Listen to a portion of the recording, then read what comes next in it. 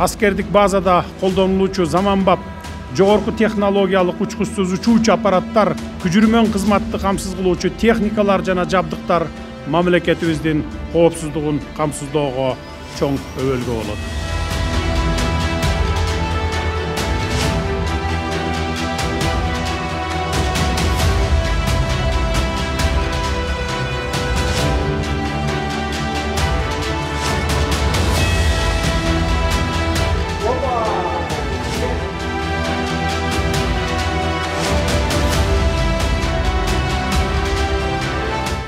Ordu.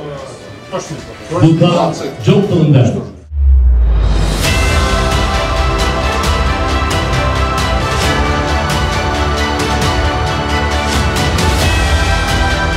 Бүгүнкүдөй тактикалык саптык машыгуу мындан ары дагы тез өткөрүлүп турмакчы.